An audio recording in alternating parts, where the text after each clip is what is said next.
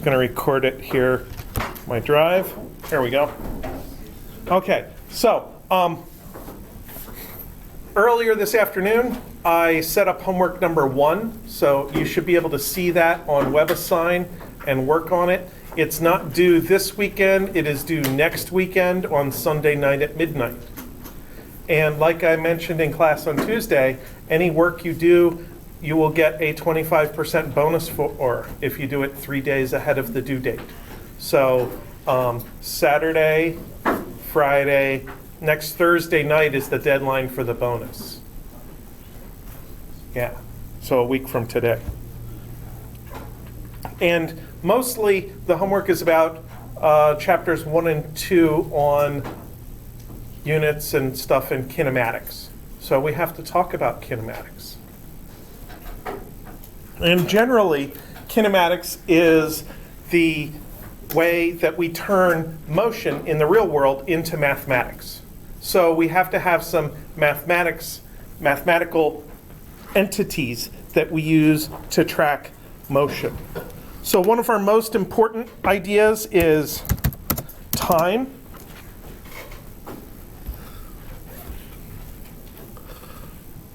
So t is a variable. T equals 0 is called the, I don't know,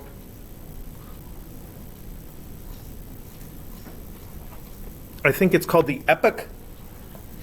And it's like an origin of a coordinate system, except in this case it's the time coordinate system. You get to choose when you want t equals 0 to happen in a given analysis. So you might choose the very beginning of the scenario to be t equals 0. That's a pretty common choice. Or you might, for some reason, want it to end at t equals 0. If you want to compare two times, then they need to be measured with the same epoch. Now, internationally, we've agreed on a couple of different epochs to use for different purposes. A very common one is the beginning of our calendar. At the beginning of year 1, in between 1 CE and 1 BCE is the epoch, which would be the 0 point. There's no 0 year, there's just like 1 point that is 0 time for our calendar. For computers, web browsers and websites and stuff, the epoch happens to be January 1st, 1970. So most computers measure time in seconds since that particular epoch. And then when two computers want to compare times, they can agree on that and just send a number instead of sending a verbal description along with it. That has a side effect. Apparently the Unix epoch is going to get to the largest possible 32-bit integer sometime in the next several years, and any computers that haven't been upgraded to 64-bit by then are going to have issues. And trying to subtract a time from like the year 2045 from a time now is going to produce a negative result, which is going to be weird to think about a time being in the past having a negative value. The whole Y2K scare was about. It's basically the Y2K all over again, yeah. So we often want to pick out particular time values. So we might call Ti to be the initial instant, and Tf is final. But there's only one clock in a given analysis. There's only one T that keeps changing throughout the analysis. The T sub I and the T sub F are just particular moments in time. They're like snapshots of the clock, photographs of the clock.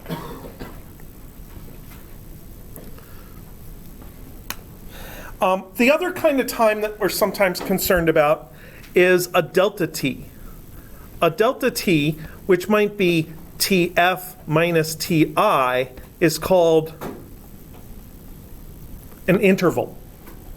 And very often we're taking the interval between some moment like when a car gets to the end of a track, and the epoch, which might be when the car gets to the beginning of the track. So our TF would be a time we care about, a number, and the TI would be 0, because we start our analysis at t equals 0. So very often, the delta t and the final time are the same thing, because we're subtracting 0. But every once in a while, we have a multi-stage process that starts out at time 0, and then at some given time, it switches gears and does something different, and then does a different thing for a little while. In which case, we could have different possible delta t's. We could have the delta t from the beginning to the middle, the delta t from the middle to the end, or the big delta t from beginning to end. Just remember, every time that you calculate a delta by subtracting, you're always doing the final value minus the initial value. Delta is always final minus initial. I like to say that if you get a paycheck, you might look at your bank account balance one day and have $600, and the day before you had $100. And if you subtract them, final minus initial, it's 600 minus 100 is 500, and that is the amount of your paycheck. So it comes out positive if you gained money. And the same is true of most of the other deltas that we have to deal with.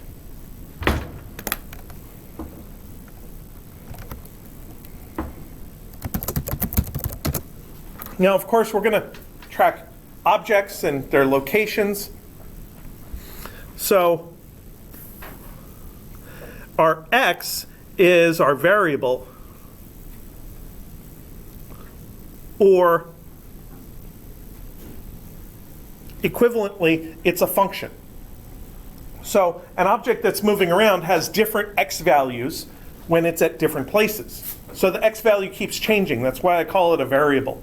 It's slightly different from the algebra class definition of a variable, where a variable can have any value, you just don't know what it is yet, but in a given analysis it has a specific value.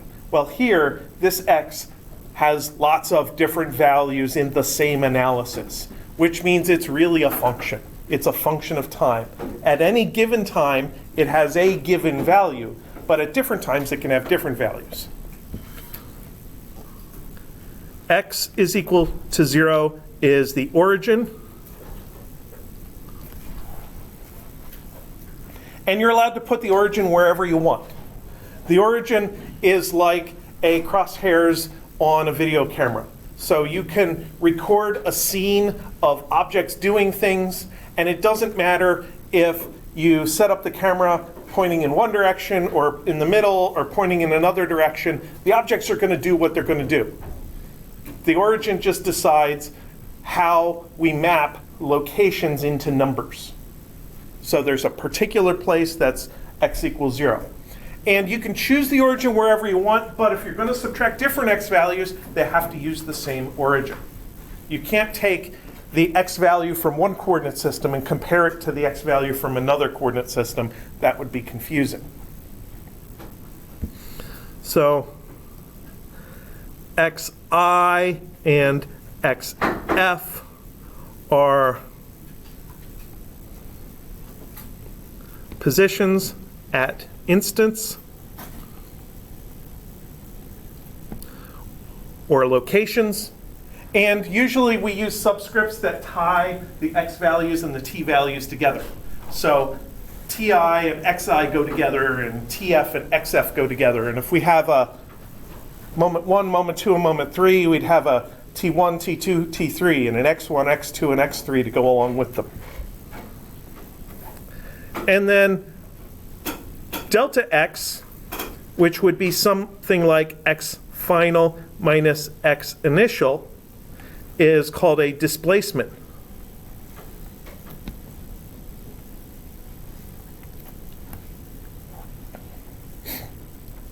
And there's a little bit of a difference between the displacement and an interval. With time, time only ever runs forward. We only go into the future. But with position, we can go forward and backward. Objects can move in many different directions. So when you subtract times to get an interval, the answer is always positive. But when you subtract x's to get a displacement, you could get a positive or a negative result. You could even get a 0 result. If the initial and final position happen to be the same place, then you get a 0 result. So the possible results of a displacement calculation are more interesting, more various than the possible results of an interval calculation. Sometimes we care about just the magnitude.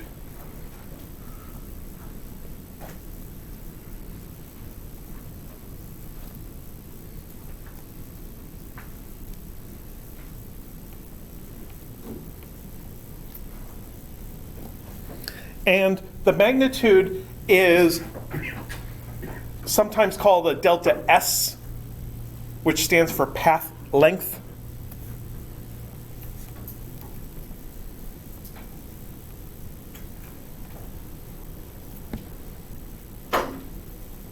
If you only go in one direction, you can literally do just that. You can just take the magnitude of delta x, and that is your path length. So I could set up a coordinate system in this room. That wall is x equals 0. That wall is x equals 10. So I could do 10 minus 0 and find out that the displacement from there to there is plus 10. The distance is 10. I can also do 0 minus 10 and find out that the displacement in the other direction from there to there is a minus 10, but the distance is still a plus 10. The distance either direction is 10 meters. It gets a little more complicated if your object changes direction during the journey. In one-dimensional motion, you can only go forward and backward. So a direction change is like you're going this way for a while, then you turn around and go back. And in that case, your distance traveled could be something, whereas your delta x might turn out to be 0 if you end up where you started.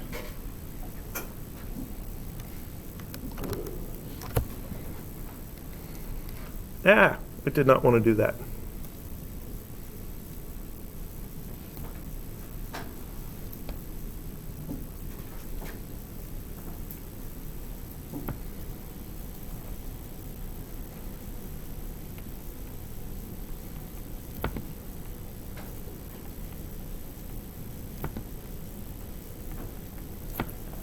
So let's say you do want to calculate the length of a path for some object that changes direction.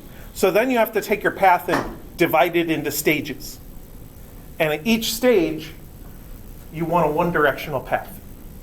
So approximately, at least, you want your object to be only moving one direction during a little tiny leg. Then you take the individual distances, the magnitude of delta x, and add them up, and that would be your total path length. So if you went around a square, you'd take leg 1 plus leg 2 plus leg 3 plus leg 4 and get 4 times an individual leg for the path length for a square.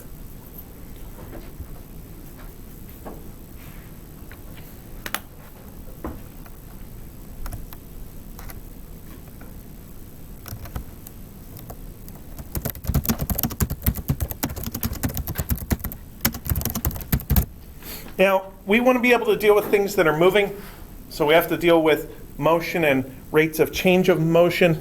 This is the meat of Calculus 1, the idea of a derivative as a rate of change of one variable with respect to another variable. So velocity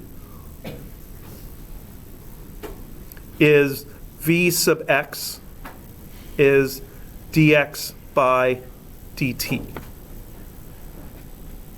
How quickly an object's x value changes is its velocity. On the other hand, speed is plain v without the sub x, is ds by dt. So that s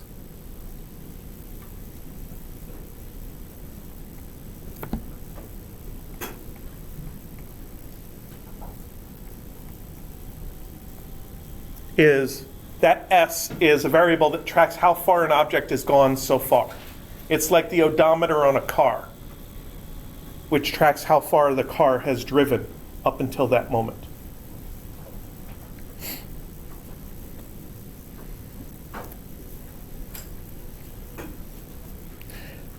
Now, in calculus, you learn how to calculate a derivative.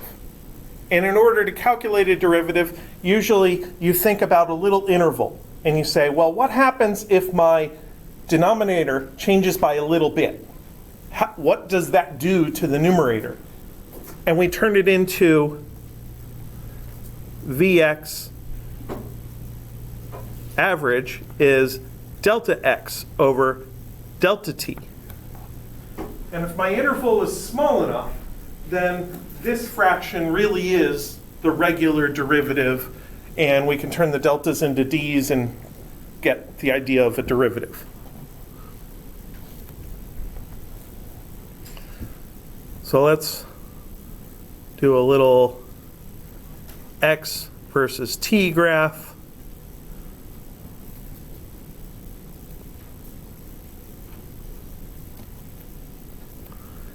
And we'll think about some point right here.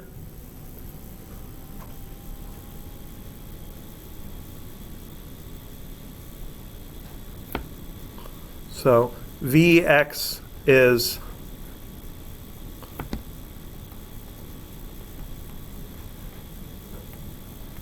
the slope of the curve at that point, which is also the slope of a tangent line at that point, which way's up, that way's up.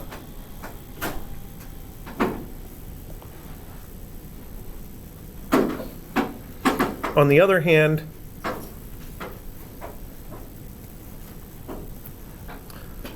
Vx average is the slope of a line that connects two separated points. So a tangent line touches a graph at one spot, measures the slope of the actual curve. This green line, I think, is called a secant curve. Yeah, it's a secant. It cuts across my graph at two different points.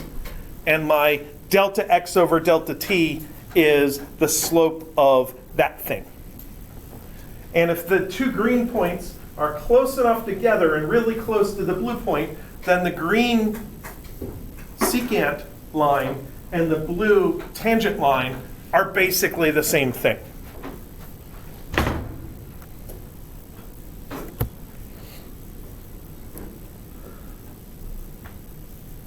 And the analogous one for this is that V average is delta S over delta T.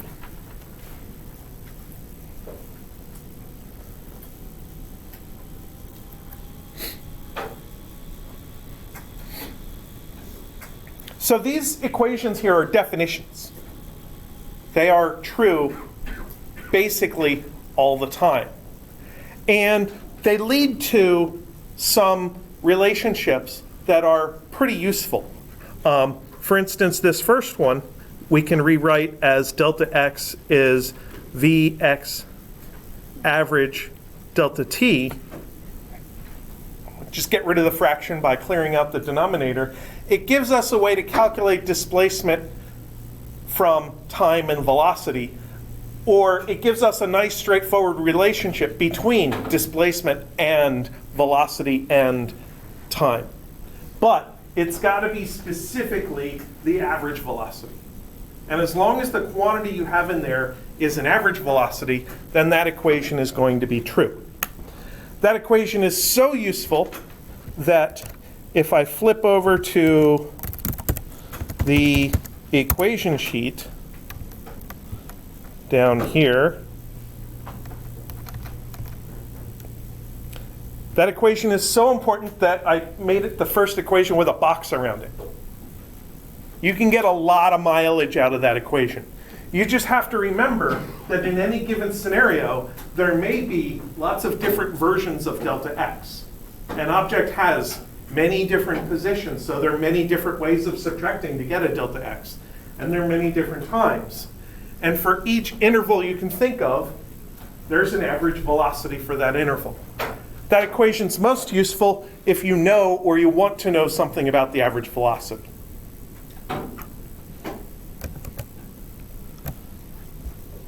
And the analogous equation, of course, is also true. Delta S is equal to V average delta T. It's just the translation of the other one.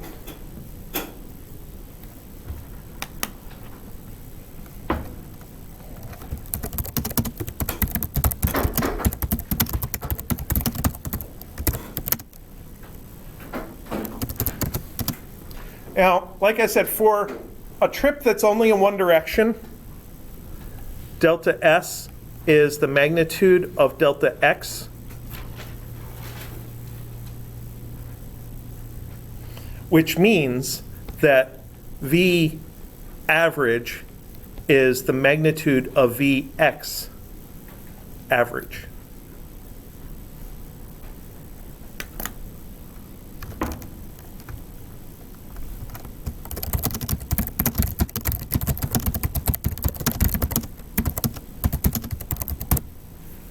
But if you have a trip that changes direction, this is not going to be true. The idea of average velocity, which is the thing in here, and average speed, which is out here, are not necessarily that easily related in general. So we're going to look at an example or two where maybe they are related to each other, and then cases where they're completely not related to each other. So you need to be careful.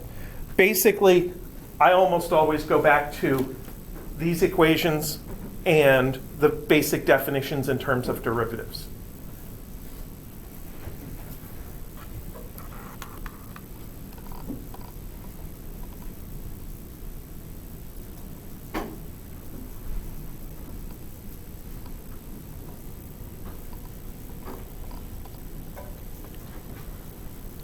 So,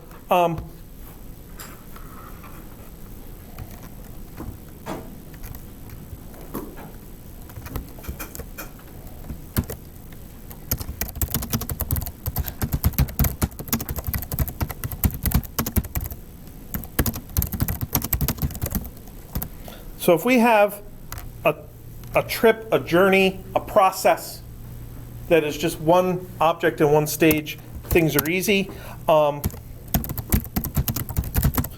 We have to be able to deal with the complications of possibly having multiple stages. So you have an object that travels one velocity for a while and then changes to a different velocity and goes a different velocity for a while. And then we have to be able to deal with multiple objects. So we have a lot of tools available in order to deal with these things. Sometimes it makes sense to keep track of instants in time and say, well, at t equals 0, this is what I know, and then at some later t, this is what I know, and then at some later t, this is what I know. And sometimes it makes sense to keep track of stages of the process, that during the first stage, I know this happened. My displacement was this. My average velocity was this. During the second stage, this other thing happened.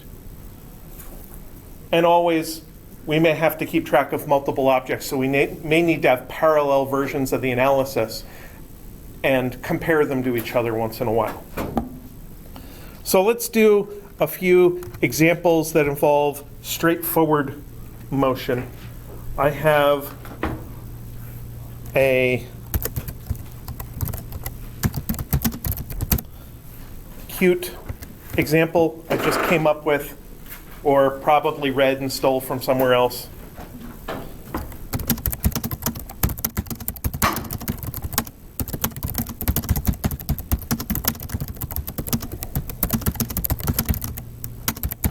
So we're going to have a setup with a cat and a mouse, and every good physics example should come with a drawing.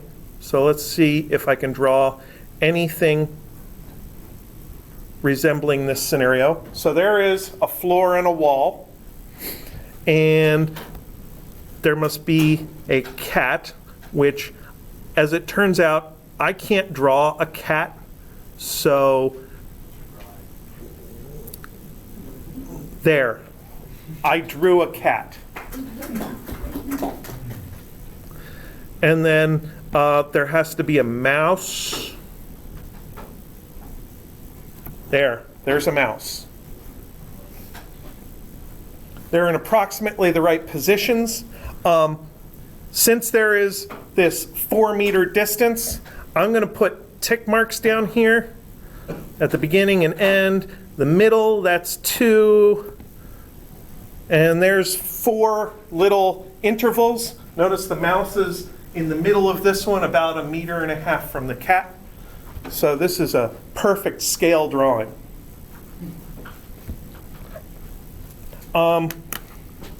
Now, in order to turn positions into x values, we need to pick an origin. So to me, there's 2 obvious choices for the origin, or 2 obvious options for the origin. One would be to put the origin under the cat at the left-hand side of the diagram. The other would be to put the origin at the wall at the right-hand side of the diagram. I think these choices are equally good.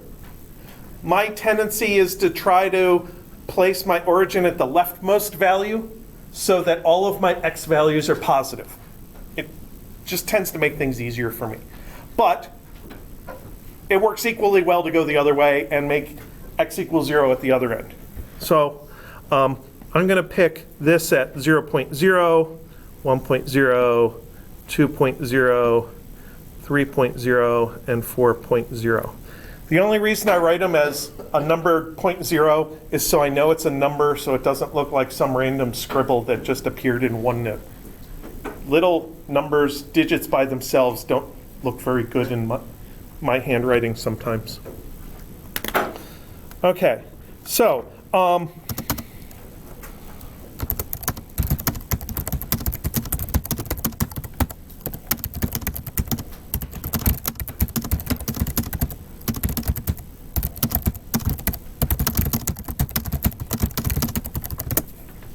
let's say the mouse is trying to get away, so it sees this hole in the wall here, and it can run, the mouse can run 10 meters per second. How fast does the cat have to go to catch it? So in this example, it makes sense to think about instants in time. So maybe I'll start a table that says, has a description column.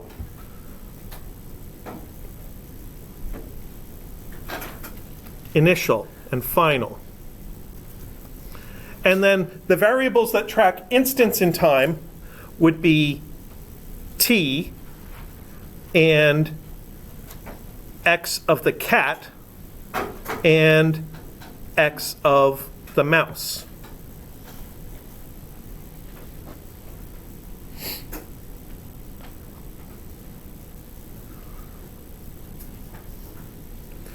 And then, of course, there's a velocity idea, but the velocity isn't at t equals 0 at the beginning or at the final time. The velocity is in between.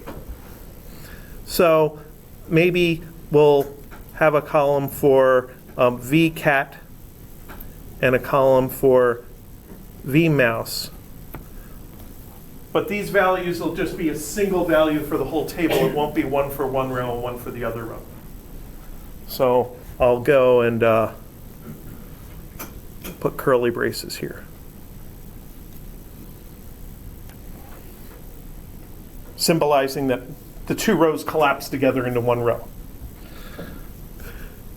So I'll say the cat goes from 0.0 to 4.0. The mouse goes from 1.5 to 4.0.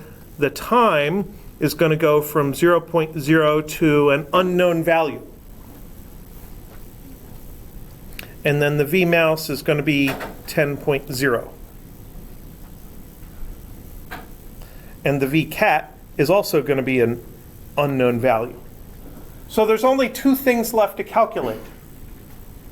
And hopefully we'll be able to find 2 equations in order to help us figure these things out. Now, if I've been talking slow enough and if you've been thinking fast enough, you probably already have a little plan in your head about where things are going to go. Because for the mouse, we could say delta x mouse is equal to v mouse delta t, and get 4.0 minus 1.5 is equal to 10.0 delta t. So the relationship between displacement, velocity, and time for the mouse has almost all known information except for the time interval, which tells us that the delta t is 0.25 seconds.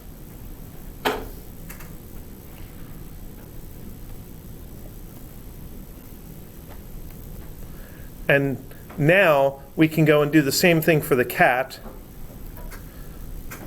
Actually, I want to make a graph in this space.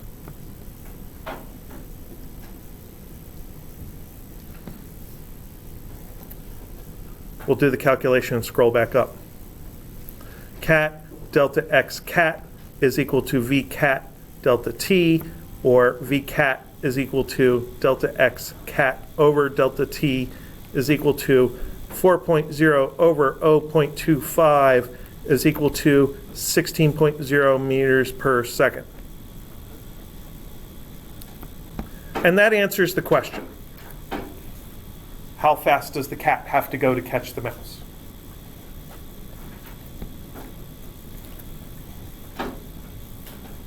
Now, some of you may be judging the realisticness of my numbers here. Let's say maybe the mouse can go 10 meters per second over that distance by jumping. And it's not able to sustain 10 meters per second for a long period of time. So that's my excuse for the bad numbers. Mice can jump pretty far. Like, you can't catch a mouse in a 5-gallon pail. They'll jump right out. Maybe a regular kitchen trash can you could catch a mouse in, but not a 5-gallon pail. All right, so I want to graph these two things real quick just so that we can have this other visual of what's going on. So we'd have an x and a t. The nice thing about a graph here is that we can put both x graphs on the same chart. So the mouse is going from here to here, from 1.5 to 4.0. So the mouse travels along that graph, and the cat is going from here to there. So there. This is slope equals 10, and this one is slope equals 16. So I feel like if I just gave this out as a quiz at the beginning of class, that the class could do pretty well at this example without me going through all of this. But the reason that I want to go through all this is to show how all of the different analysis techniques fit together. What are the things we call x's? What are the things we call delta x's? And how is it that we can use the same equation, delta x is v delta t, for different purposes, as long as we realize that we're applying it once to one object, once to the other object. This particular example is a single stage analysis. So we only had one initial time and one final time, which meant there was only one delta t to deal with. So how could we make this more complicated? We could introduce a reaction time to one object or the other and say that the cat was already running toward the mouse, and the mouse has a tenth of a second to react to the existence of the cat, and then it jumps. So what that would do is it would take this graph and shove the beginning point out in space here somewhere, and the mouse would have to go faster to reach the same point at the same time. Or maybe the upper portion would hold the same slope, and then the cat wouldn't have to be going so fast to get to the slid over version of where the mouse is. It would just make the calculations a little bit more intricate. But the basic idea of keeping track of instants in time and keeping track of what happens between instants in time will still hold for a multi-stage process. So, questions about that one? All right, so let's take a look at another typical example that highlights the difference between average speed and average velocity, an out and back trip.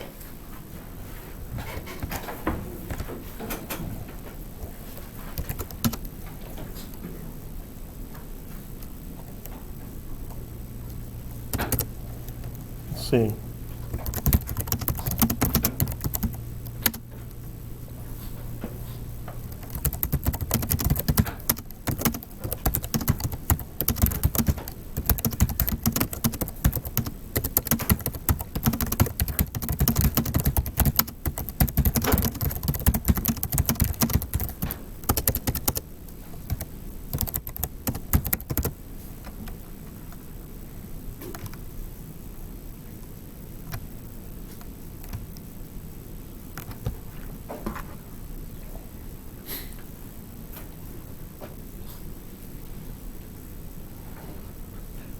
So this is a multi-stage process. There's a stage going across and a stage going back.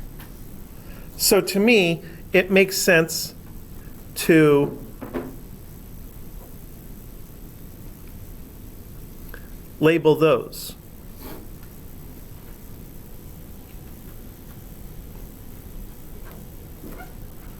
Now there's a third process that we could think of, and that is the overall process. So there is the journey across, the journey back, and then the combination of the two, which is the overall process.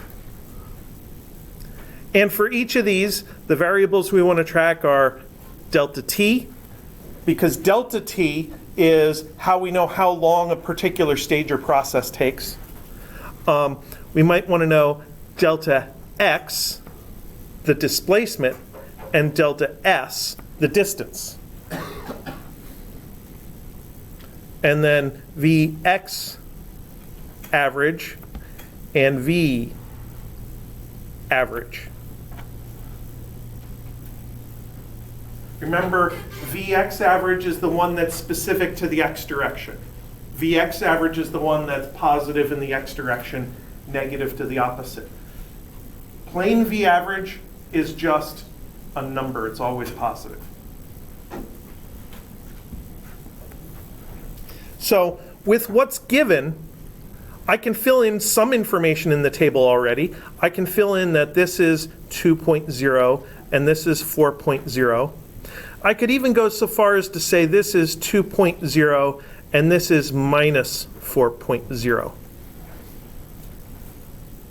But that's all I can do right away.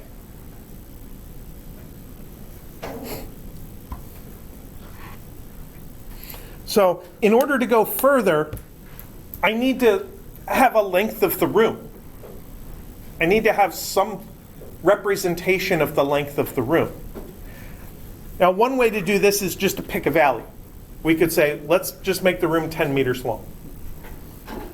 I'm going to make the room 2 times 4 is 8.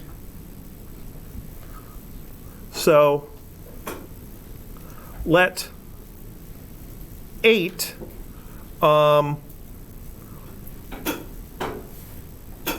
equal room length. I'm not even going to give it units. I'm just going to call it 8. 8 units. So then the delta S here is 8. Here is 8. The delta X here is 8, and this is minus 8.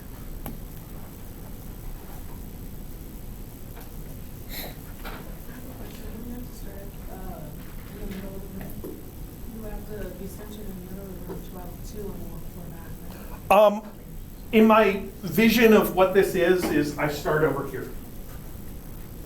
So I walk across. 2, but you would stop here and you have to walk 4 back. So would you have to start here, walk 2 there, and walk 4 back? You would have to start at 2 in order to walk 4 back. Well, let's start with, I did a particular thing, and then we'll figure out what we can conclude from that. I think what you're doing is you're trying to target a particular desired result and say, what do I have to do to achieve a result? I'm saying all I'm going to do is I'm going to start here, I'm going to walk across at 2 meters per second, and then I'm going to run back. But I don't run much. So that was me running. And then it's over. So that's what we're trying to describe mathematically. It's just literally over and back. Now, one thing we can calculate at this point is the amounts of time for the 2 rows that we have lots of numbers for, because we know that delta X is equal to Vx average delta T. So that means that 8 is equal to 2.0 delta T for the first row. And since I chose the 8 as 2 times 4, I know that this delta T is 4. And then I have minus 8 is equal to minus 4 delta T. So this one is 2. And I could calculate that delta T with either the magnitude columns, the distance and the speed, or I could calculate the delta T with the raw directional columns called components, the delta X and the V sub X. Now I get to figure out, how do I find out information about the overall process? Here's what I get to do for the overall process. Times add up. Stage 1 time plus stage 2 time is total time. So that means my total time is 6. Displacements add up. Plus 8 and minus 8 is 0. That always reminds me of the movie Ferris Bueller's Day Off, where the teenagers steal the one kid's father's car, drive it around for a while, rack up some miles on the odometer, and at the end they realize if they do not return the car in the same condition as when they took it, they're going to get caught. So they think, well, what if we just add negative miles to it? Then it'll add up to 0. And that leads to all kinds of more trouble. Needless to say, it doesn't work, because an odometer really tracks delta S, and you can't make it go negative. I think most cars, if you rack up negative rotations on the tire, the odometer will still keep clicking off positive miles. So it would just make it worse. This column adds up to 16. 16 meters total, or 16 units if it was a different sized room. So now we can do Vx average is delta X over delta T is 0 over 6. So this is 0.0. And V average is equal to delta S over delta T is equal to 16 over 6, which is 8/3, which is 2.67.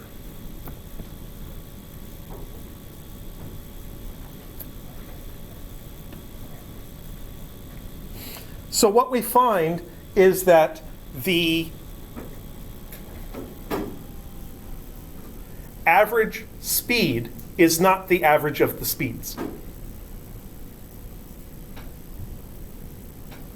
In general, the only way to calculate the average speed is to do delta S over delta T like that. So you have to somehow find a representation for your delta S, even if you need to make up a value like this for the room length. And then you can go through the process to find delta S over delta T. Why was it I chose 8 for the room length? Easy math. It was for easy math. I could choose 1 for the room length, but then I'd have fractions all over the place.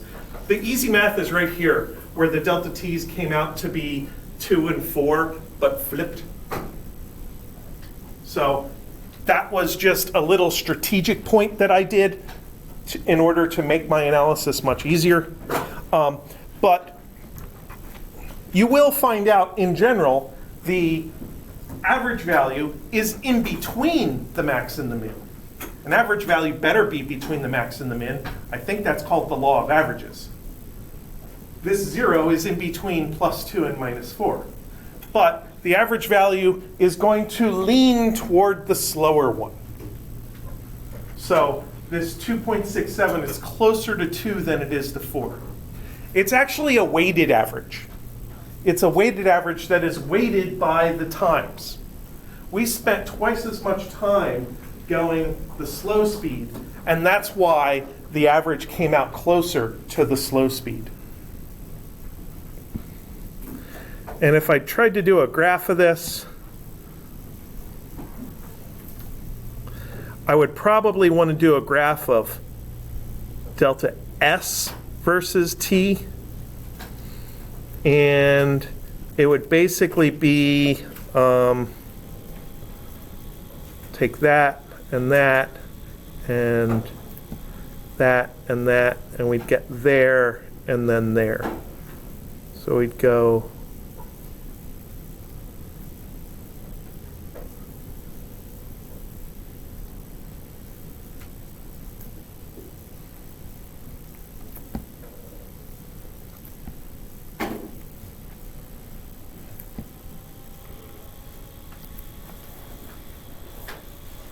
So we went slow for a while and then faster for a while.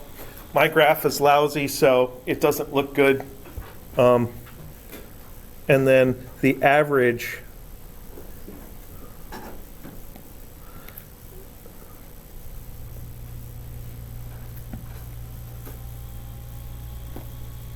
is that line that cuts from the beginning to end.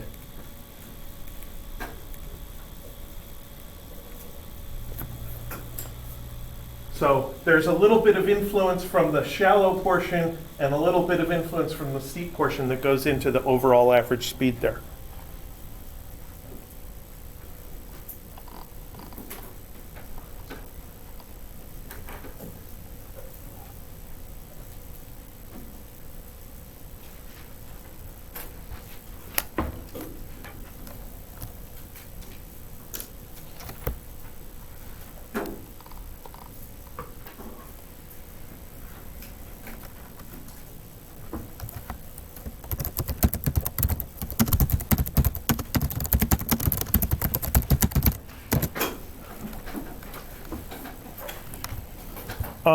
Real quick, of course, because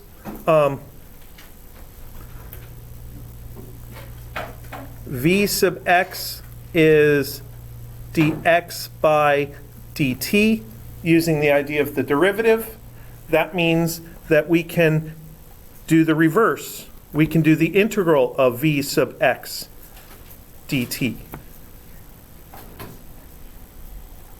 And without limits of integration, this would be x. And there should be a plus c at the end to remind us that this process of doing an integral doesn't actually tell us the x function. It just tells us the x function plus or minus a constant. But when we do an integral, we usually have a known beginning and end to the limits of integration.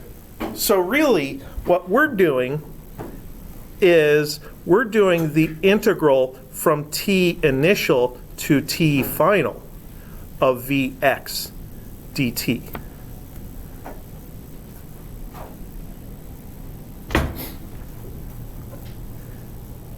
And that gives you x of t plus c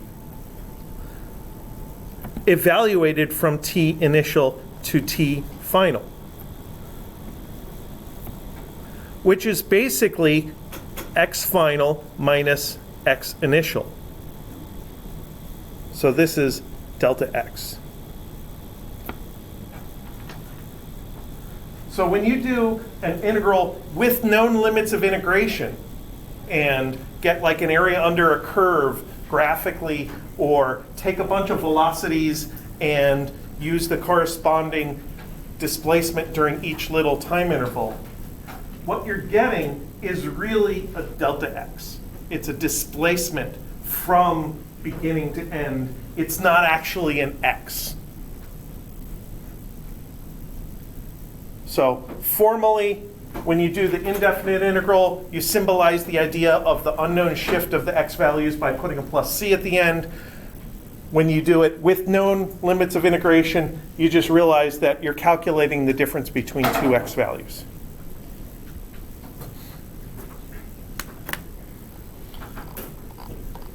All right.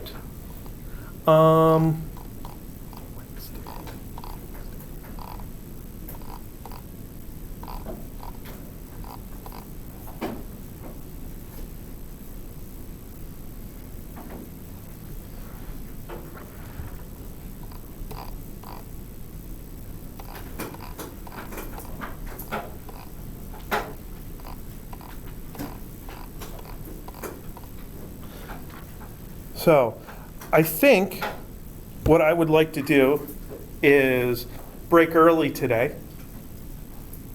Is anybody opposed to this idea? Okay. Part of the reason is the other section is behind by an entire class because they didn't have class on Monday. And I don't really want to go into acceleration in detail until next Tuesday. So on Tuesday, we'll come back, we'll talk about acceleration, constant acceleration, and how to do those kinds of analyses. And I'll let you go home early today.